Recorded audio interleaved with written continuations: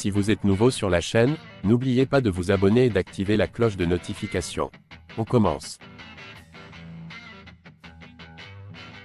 Cédric Doumbé n'est pas qu'un grand combattant, il est aussi un amateur de sport et notamment de football. Après avoir donné des avis sur Kylian Mbappé, Karim Benzema ou encore Zlatan Ibrahimović, il a dévoilé l'identité du joueur le plus stylé au monde selon lui. Dans la peau du juge depuis son arrivée sur le devant de la scène il y a quelques mois, Cédric Doumbé est enfin dans celle du jugé et ça doit lui faire bizarre.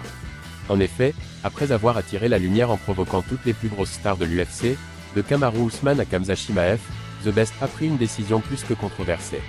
Après des semaines et des semaines de rumeurs, l'ancien champion du monde de kickboxing a annoncé sa signature au PFL, organisation qui monte dans le monde du MMA, mais qui est loin d'être aussi féroce que l'UFC.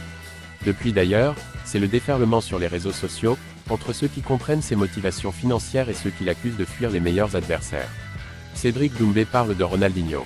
Bref, malgré ce petit changement de dynamique, Cédric Doumbé reste un maître du divertissement, il l'avait prouvé ces derniers temps lors d'un passage dans l'émission Téléfoot. Après Karim Benzema et ses talents de boxeur, après la comparaison osée entre Kylian Mbappé et lui-même, le futur boss du PFL s'est attaqué au cas Ronaldinho. Ronaldinho pour moi c'est John Jones. Le GOAT. Techniquement, tactiquement, c'est le joueur le plus stylé de la planète.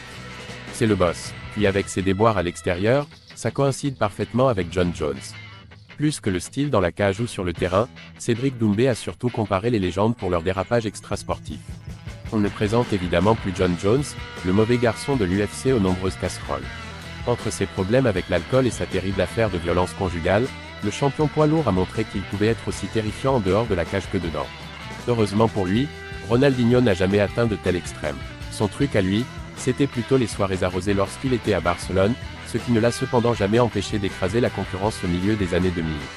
Champion du monde, vainqueur de la Ligue des Champions, Ballon d'Or, Ronny a remporté tous les trophées possibles, le tout avec une hygiène de vie décadente. Cédric Doumbé a sans doute raison, les deux légendes se plaisent sans doute un peu dans le chaos.